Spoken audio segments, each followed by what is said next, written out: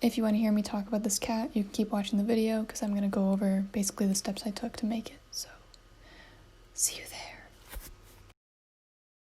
Hi everybody, I just want to do a little video on my cat that I made. You can see it in the nice little slideshow I have going on right here. I made this in my 3D animation class, my intro to 3D animation class that I'm taking at Maya right now. I did not expect myself to do as much as I did in this class, so I'm very happy with how it turned out. But I thought it would be more interesting if I went into the details of how I actually made this cat instead of just showing you a picture and then moving on. So enjoy my little tutorial, not tutorial, but just a little walkthrough, I guess, of where I am. But I will work backwards because that's fun. Here's my cat. It doesn't have any fur right here, but if I wanted to have the fur, here it is. Wait, hello? Here it is.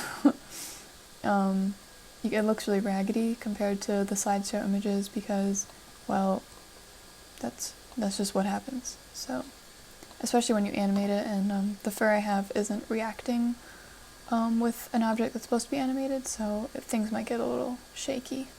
So here's my walk cycle.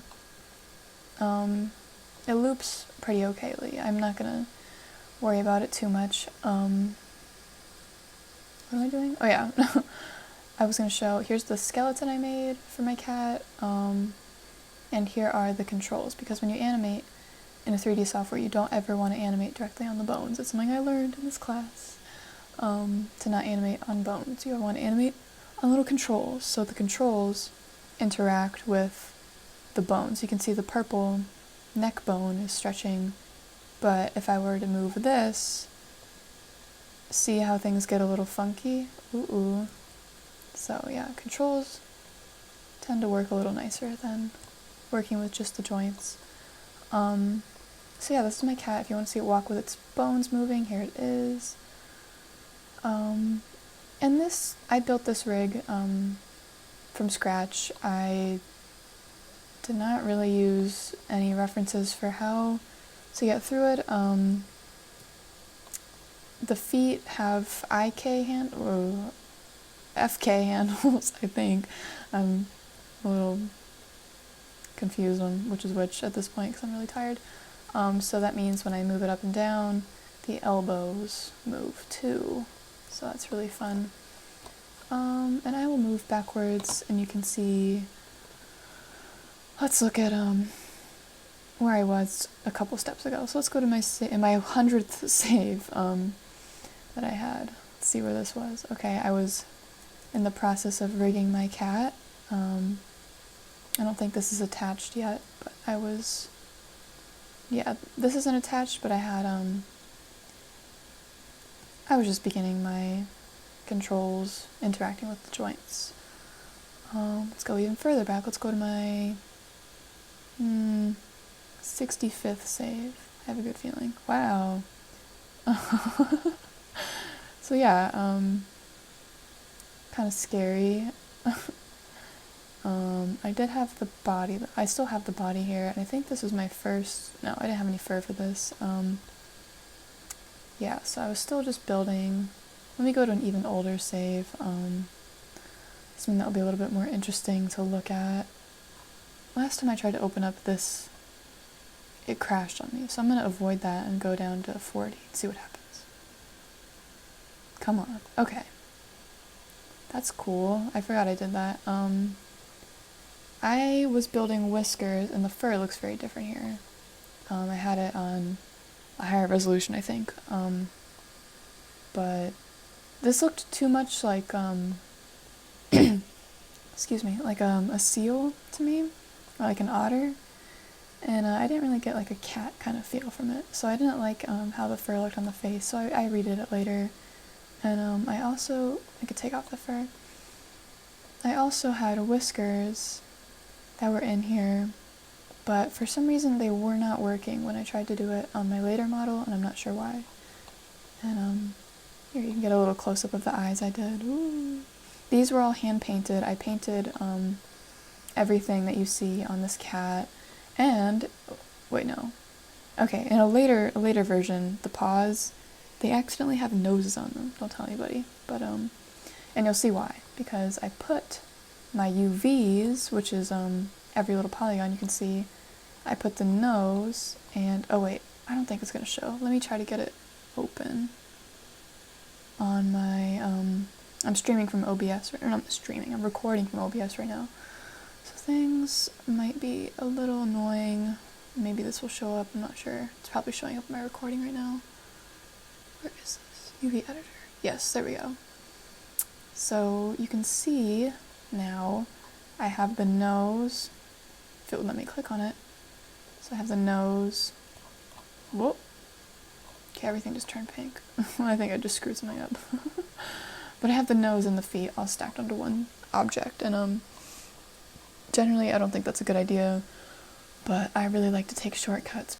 I just realized that I left this UV editor up here in the middle of my recording, so I have to re-record like a bit of stuff. So hopefully you can see, okay, yeah.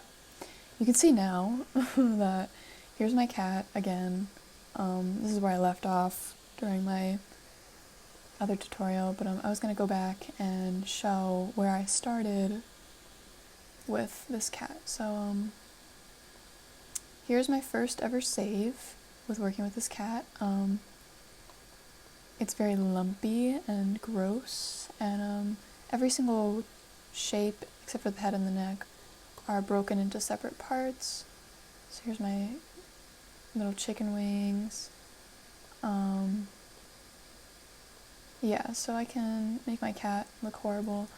And if I wanted to animate this, it would be really impossible because you can see there's like a ton of polygons in there, and it would just make everything really just a pain to deal with. So that's why you do the next step, which is retopologizing, yay!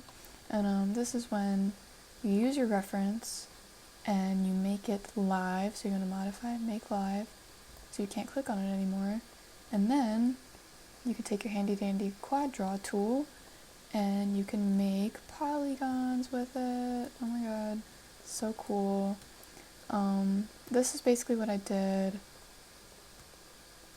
the entire cat. Actually, it's not basically, it is what I did for the entire cat. I had a lot of trouble with the face. Again, I'm a beginner, I don't know what I'm doing. It took me 3 tries just to get this to actually look like a leg, because when you make your geometry, it needs to follow the shape of whatever it is that you're creating, because otherwise you won't be able to animate it later, or if you do animate it, it will look like garbage. And again, I am just spouting what my professor taught me, so take this as a free lesson from Micah. You get a free college lesson while watching this.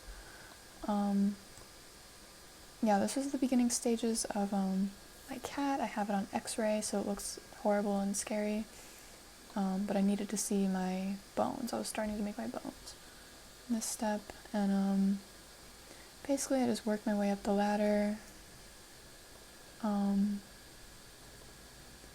till I got to, I'll just keep walking up. So here's when I was making my controls. Not all of them are done yet. Oh, excuse me, I keep burping. So yeah, that's pretty much all I have to say. This is my first rig for a cat, or for anything. This is my first ever 3D animation also. And yeah, I had a lot of fun with it. Here's what my professor told me in my critique. The way my cat moves is more related to how a dog would walk, and I completely agree with him. The bounce isn't really cat-like, the way the tail's moving isn't cat-like, yeah, I was very glad that he told me that, because I am 100% in agreement with him. And yeah, I guess there's just things to keep in mind when you're animating a character is to just watch and study what animal you're actually making. And also, I just noticed the foot dips below the ground plane, so that's cool. But you know what? That's okay, because I already submitted it. This is my final, and it's done. So noticing mistakes that you can't fix anymore is just part of the pain you got to deal with as an artist. So yeah, anyways, thank you for watching. Thank you for supporting this video, I guess. I don't know. If you learned something, me too. Thank you. Goodbye.